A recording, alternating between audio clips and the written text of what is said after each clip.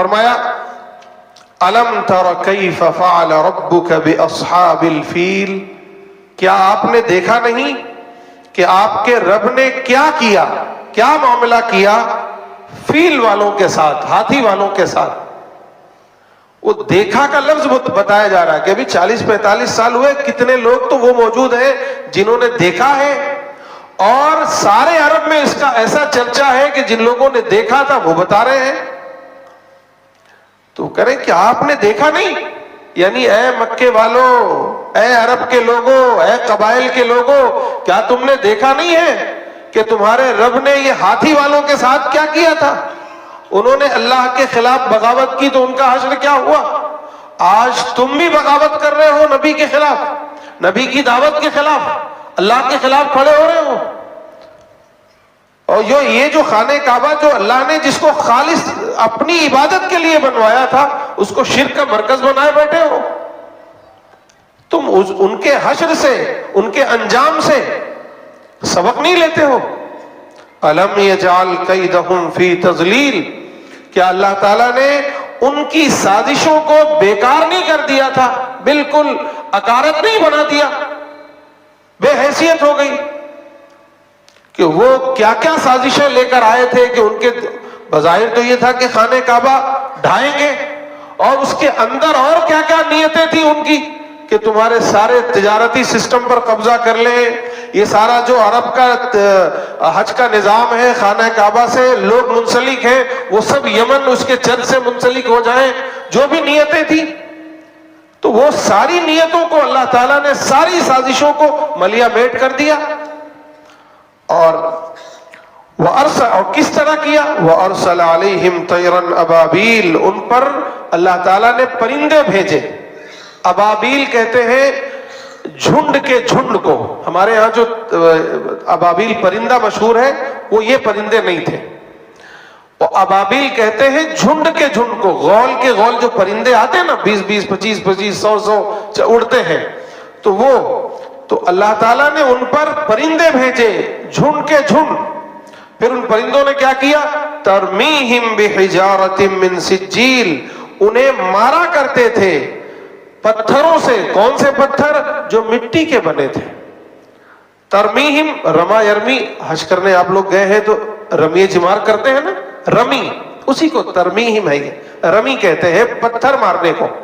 تو یہ پتھر مارتے تھے، بحجارۃ، پتھر مارتے تھے. اور وہ بھی پتھر بہت مضبوط پتھر نہیں تھے کہ لوہے کی طرح رہے ہو. اللہ تعالیٰ کہہ رہے من سجیل، سجیل کے تھے. یہ لفظ بھی فارسی کا ہے. سنگے گل، سنگ کہتے ہیں پتھر کو، گل کہتے ہیں مٹی کو. گیلی مٹی کے جو پتھر جو بناتے ہیں بعد میں پک جاتا ہے نا وہ، یعنی مٹی کے بنے ہوئے ان پتھروں سے یہ انہیں مارا کرتے تھے. اور مارتے مارتے کیا کیا؟ فجعلہم، پھر انہیں بنا دیا کعصفن، بھس بنا دیا. بھوسا ہوتا ہے نا، بھوسا اپنے ہاں، بھس. ان کو مار مار کے بھوسا بنا دیا. اور کون سا بھوسا؟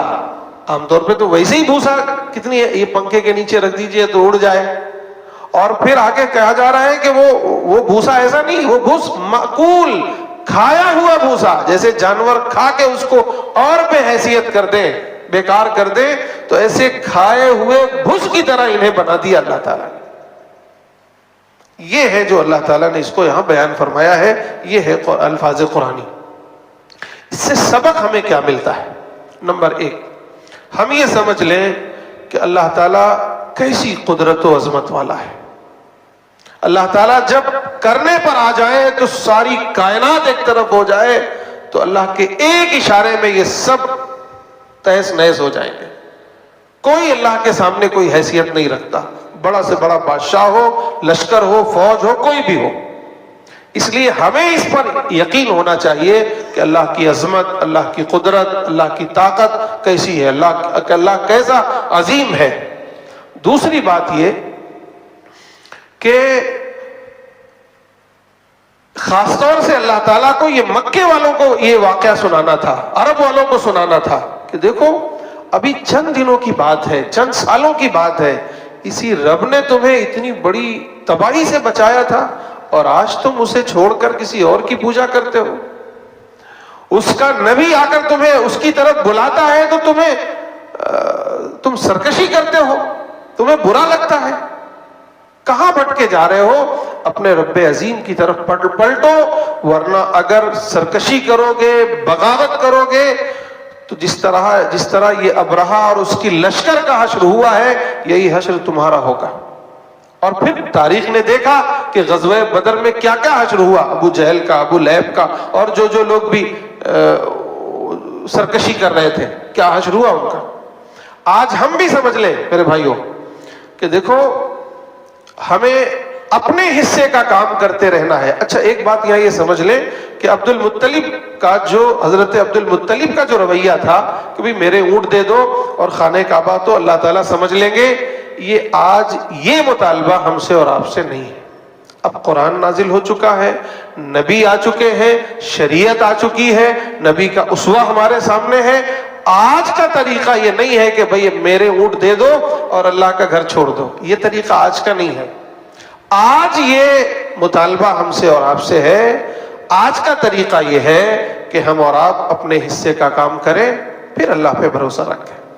अल्लाह पर भरोसा रखते हुए जिस तरह अल्लाह के नबी सल्लल्लाहु अलैहि वसल्लम ने मक्के में भी, फिर मदीने में भी, ग़ज़वे बदर में भी, फतेह मक्का में भी तदबीर की और तदबीर के बाद अल्लाह पर भरोसा किया, उसी तरह मुझे और आपको भी अपने हर अमल के लिए, अल्लाह के घर को बचाने के लिए भी, अपने आप को भी बचाने के लिए, अपने दीन को भी बचाने के लिए, अपने दीन को गालिब करने के लिए भी जो कुछ करना है, वो जो अल्लाह के नबी की सीरत हमें बताती है कि हमें मेहनत करना है, कोशिश करना है, अपने हिस्से का काम करना है और साथ में अल्लाह पर भरोसा रखना है, अल्लाह की अजमत का यकीन रखना है, अल्लाह की ताकत व कुव्वत का यकीन रखना है।